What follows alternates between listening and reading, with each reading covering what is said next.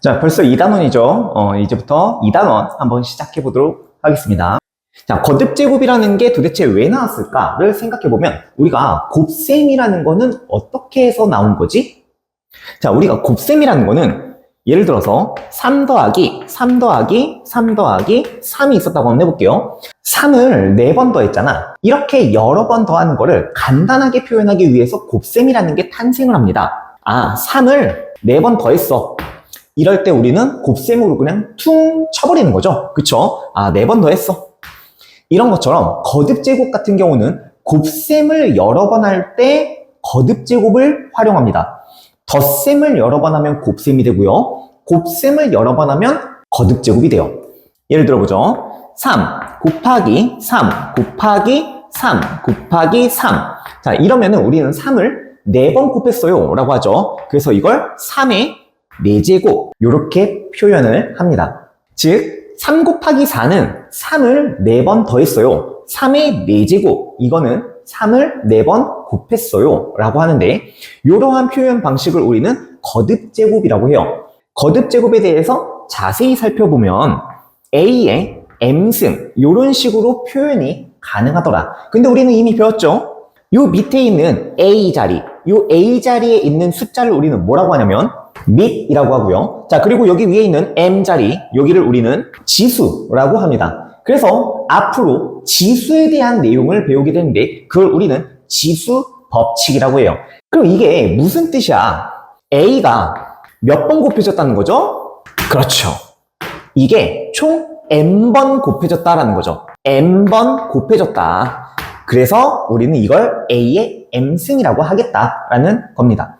그럼 여기에 대해서 연산을 지금부터 배워보게 될 건데 그걸 우리는 지수법칙이라고 하더라. 자, 지수법칙이에요. 지수법칙 같은 경우는 합과 곱과 차와 분배 총 이렇게 4가지로 나누어서 세부적으로 볼 수 있고요.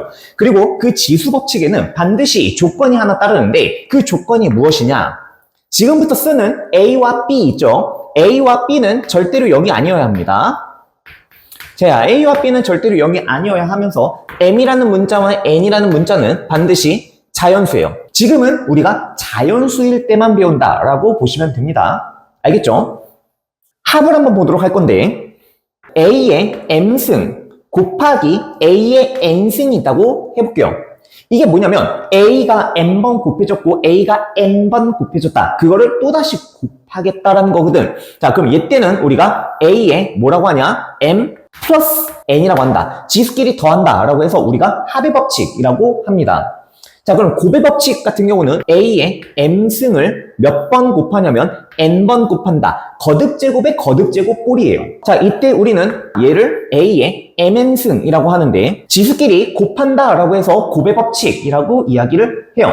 예를 들어보죠. 자, 3 곱하기 3 곱하기 3이 있어요. 이걸 우리는 3의 세제곱이라고 하죠. 그리고 3 곱하기 3 곱하기 3 곱하기 3이 있다고 해봐요. 이거는 우리가 3의 4제곱이라고 합니다. 그럼 만약에 이 두 수를 가지고 3의 세제곱 곱하기 3의 4제곱이라고 한번 해볼게요. 3을 3번 곱했고 또 거기에다가 3을 4번 더 곱하겠습니다 라는 거겠죠. 그러면 결국에는 3 곱하기 3 곱하기 3 3 곱하기 3 곱하기 3 곱하기 3 얘를 곱하겠다라는 거니까 총 7번 곱한 거거든. 그래서 우리는 이걸 3의 7제곱이라고 한다. 근데 이 결과를 봤더니 여기에 있는 지수와 지수를 뭐 한 거와 같은 거야?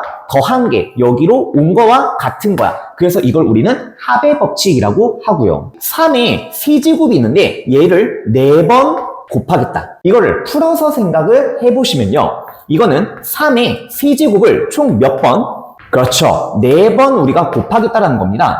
3의 세제곱을 총 4번 곱하겠다. 그럼 이거는 3의 3 더하기 3 더하기 3 더하기 3이겠죠. 위에서 우리가 합의 법칙을 배웠잖아. 그쵸? 3 더하기 3 더하기 3 더하기 3이라고 한다. 근데 우리는 여러 번 더했을 때 뭐라고 했죠? 곱셈으로 바꾸어서 생각을 한다 라고 했었죠. 3에 3 곱하기 4제곱으로 표현이 가능하더라. 그럼 3 곱하기 4 얘가 뭐냐면 여기 둘을 곱한 거와 같다라는 거야. 지수의 지수는 서로 곱한다 라고 보시면 되고요. 결과값으로는 얼마냐면 3의 12제곱이다. 이렇게 표현이 됩니다. 이게 우리가 1번 합의 법칙, 2번 곱의 법칙입니다. 우리는 지금 지수 법칙을 배우고 있어요.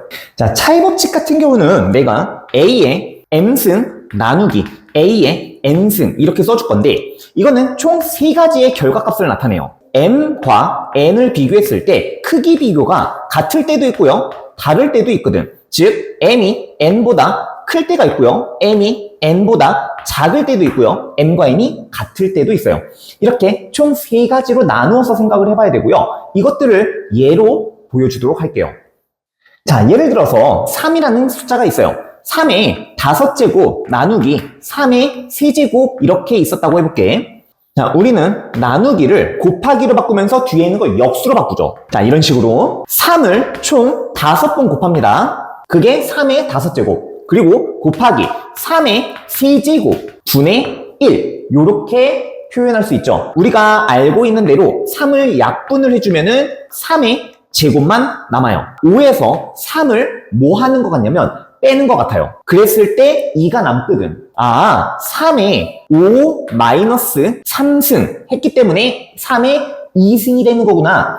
이것이 n보다 n이 더 작을 때 이렇게 표현을 합니다. a의 n-n 이렇게 표현을 합니다. 여기까지 이해가 되죠? 그럼 만약에 m과 n이 서로 같을 때는 어떻게 될까요? 3의 5승 나누기 3의 5승이라고 한번 해보자. 그럼 m과 n이 서로 같죠? 그쵸? 그럼 같은 수를 나누었기 때문에 우리는 당연히 1이라는 결과값을 얻어낼 수 있을 겁니다. 우리가 12 나누기 12를 하면은 몫이 1이듯이 즉 m과 n이 서로 같을 때 우리는 그 결과값이 얼마냐? 1이다 라는 걸 알 수 있죠. 그럼 여기서 확장을 해가지고 생각을 조금만 더 바꿔볼게요. 위에서 배운 것처럼 그쵸? m과 n을 뺀다라고 한번 해볼게요. 그러면 얘는 3의 5 마이너스 5가 돼요. 3의 5 마이너스 5승. 그쵸? 그럼 이거는 마치 3의 0승 같습니다. 이해돼요? 그러니까 지수가 0일 때는 늘 언제나 그 값이 1이다 라고 보셔도 됩니다. 알겠니? 지수가 0일 때는 그 값은 얼마다? 1이다. 요거 꼭 알고 있으면 좋겠네요. 마지막으로 m보다 n이 더 클 때는 어떻게 될까요? 3의 3승 나누기 3의 5승 요런 형태를 띠겠죠. 그쵸? 그러면 앞에서 우리가 3의 3승 곱하기로 바꿨을 때 3의 5승분의 1이다 라는 걸 배웠고요. 그쵸? 그러면 3이 3개가 약분이 되면 여기에는 몇 개가 남니? 2개가 남겠죠. 그래서 우리는 3의 2승분의 1 이렇게 표현을 합니다. 그러면 여기에서는 개념서 문제집에서는 a의 n-m 분의 1이라고 표현을 할 거예요.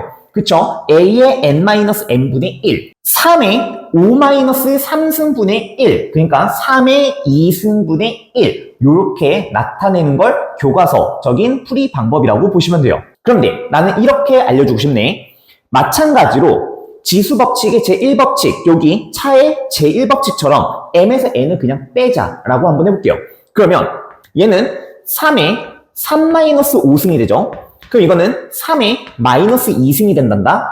이게 곧 3의 2승분의 1과 어떻겠니? 같겠죠? 그쵸? 그래서 나는 이렇게 설명을 해요. 어떤 지수가 음수가 나왔어. 마이너스 m승 이런 식으로 음수가 나왔어. 그럼 이거는 우리는 분수 형태로 표현이 가능하다. a의 m승분의 1 이런 식으로 분수 형태로 표현이 가능하다라고 가르칩니다. 여기까지 알겠니? 이게 차의 법칙이에요. 지수 법칙의 세 번째 차의 법칙이었습니다. 여기가 조금 중요하니까 다시 한 번 더 정리를 해보면 차의 법칙 같은 경우는 우리가 나눗셈입니다. 나눗셈 결국. 그리고 밑이 같은 상황에서 지수가 자연수인 상황이라고 했었죠.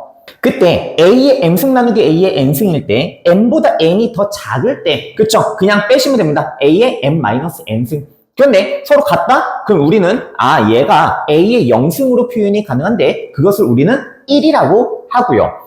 m보다 n이 더 커? 그럼 우리는 이거를 a의 m-n승으로 표현이 가능한데 요 위에 있는 지수가 음수였던 거죠. 그쵸? 그러면 이 음수가 플러스 값으로 바뀌게 되면은 얘가 분수 형태로 뒤집어진다 라고 정리를 해볼게요. 다시 한 번 더 예를 들어줄게요. 자, 2에 마이너스 5승이 있다? 그럼 이거는 2의 5승분의 1이다. 이렇게 표현할 수 있어야 된다는 게 결론이에요. 네 번째, 분배가 있어요. 분배. 자, 얘 같은 경우는 A, B에 M승이 있을 때, 자, 이것을 우리는, 자리가 없네요. 자, 밑에다 쓸게. A의 M승 곱하기 B의 M승 이런 식으로 분배한다 라고 보시면 됩니다. 이게 너무너무 당연한 얘기인데 한번 예를 들어보도록 하죠. 예를 들어서 2 곱하기 3이 있는데 이거를 세제곱을 하겠다 라고 했어요. 세제곱을 한다는 거는 총 3번 곱하겠다라는 거겠죠? 2 곱하기 3을 그쵸? 곱하기 즉 2를 몇 번 곱하고 3번 곱하고, 그죠? 3도 몇 번 곱한 거예요? 3번 곱한 거예요. 2의 세제곱 곱하기 3의 세제곱으로 표현이 가능한데 그게 마치 분배처럼 보인다라는 거야. 3이라는 지수가 2에도 세제곱, 3에도 세제곱 이렇게 분배하겠다. 뭐 이런 뜻이겠죠. 그러면 또 다른 예로 A의 제곱 곱하기 B의 세제곱의 전체의 5제곱이 있었다라고 한번 해보자. 얘 같은 경우는 A 제곱이 총 5제곱이 되고요. B의 세제곱 역시 5제곱 이렇게 표현이 가능하죠. 그럼 우리가 곱의 법칙에 의해서 A의 10제곱 곱하기 B의 15제곱 이렇게 표현도 가능하더라라는 거죠. 번외로 이런 것도 가능합니다. A의 3승의 전체의 6제곱이 있었다고 가정을 해보죠. 그럼 이거는 우리가 A의 18제곱 이렇게 표현이 가능하고요. 그럼 이건 내 마음대로 A의 제곱의 전체의 9제곱 이런 식으로 변형도 가능하겠죠. 이런 식으로 우리가 연산을 자유자재로 변형하면서 가능할 수 있도록 연습이 필요하다. 이 단어는 특히나 더 이런 연산에 집중을 해야 된다는 거예요. 알겠니? 자, 그러면 이러한 지수 법칙을 어디에다가 활용하는지 하나만 예제로 살펴보도록 하죠.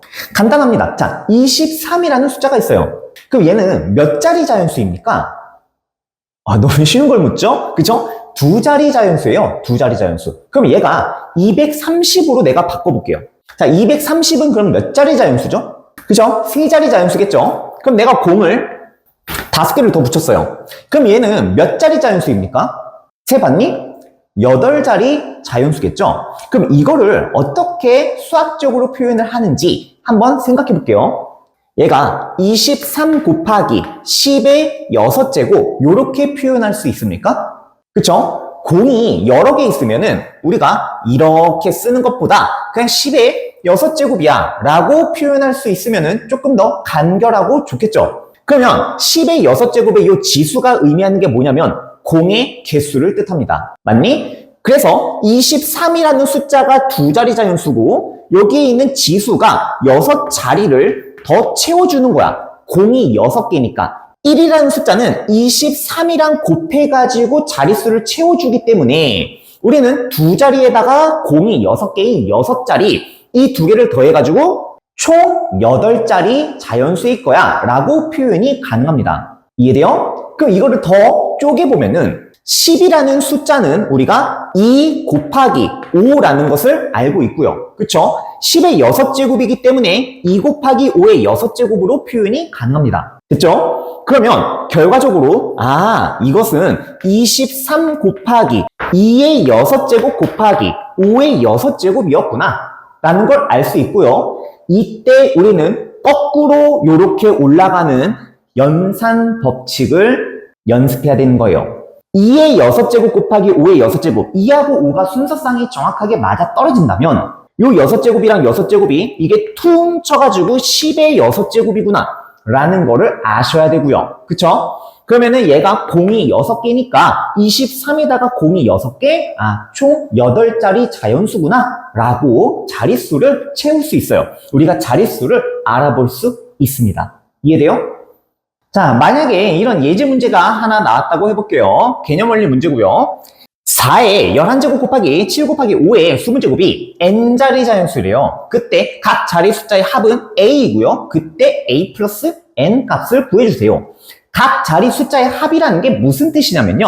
여기에서 생각을 했을 때 각자리 숫자들을 전부 다 더하는 겁니다. 그래서 2 더하기 3 더하기 0 더하기 0 0 0 0 0 0 0 이렇게 더하세요. 뭐 이런 뜻이에요. 그럼 얘는 각자리의 숫자의 합이 얼마냐면 5겠죠? 그쵸? 그럼 여기도 한번 바꿔보도록 할게요. 우리가 여태까지 배웠던 지수법칙의 총종합 문제라고 보시면 됩니다.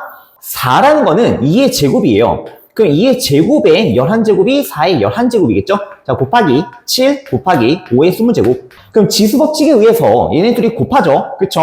그럼 2의 22제곱으로 바꿔볼 수 있고요. 곱하기 7 곱하기 5의 20제곱 이렇게 나누어집니다. 그러면 2가 2의 제곱과 2의 20제곱으로 이렇게 나눠지게 돼요. 이게 지수법칙의 첫 번째 덧셈 법칙이죠. 밑이 같은 상황에서 두 수를 곱하면 지수끼리는 어떻게 한다? 더한다. 그죠? 그럼 왜 내가 20개로 쪼개서 나누어서 생각을 했냐면 여기 5의 20제곱이 있잖아. 그죠? 그럼 곱하기 5의 20제곱 이렇게 곱해주고요. 남은 7을 곱해줘요. 그렇다면 이렇게 2의 20제곱과 5의 20제곱이 뭘로 바뀌냐면 10의 20제곱으로 바뀐다라고 설명을 했었습니다. 가능하죠? 그리고 2의 제곱 곱하기 7 같은 경우는 그냥 곱합니다. 28 이런 식으로 곱할 수 있겠다라는 거죠. 그럼 결과값이 뭐냐? 28 곱하기 10의 20제곱 이렇게 결과값을 얻어낼 수 있고요. 28이 두 자리 자연수 그리고 0이 20개예요. 총 20자리를 10의 거듭제곱이 채워주고 있는 거죠. 그러면 몇 자리 자연수라는 거야 이거는? 그렇죠. 22자리 자연수라는 거예요. 그리고 각 자리 숫자의 합은 이 뒤쪽은 더할 필요가 없겠죠. 얘네들이 더하면은 10이 되겠네. 그래서 A의 값이 10이었겠네. 라고 볼 수 있겠네요. 아, 그럼 얘가 N이었겠네. 그쵸? 그래서 A 플러스 N은 얼마구나? 32구나. 요런 결과값을 얻어낼 수 있다는 거예요. 이게 지수법칙의 활용이라고 보시면 됩니다. 자, 책 보면서 한번 정리해 보도록 할게요.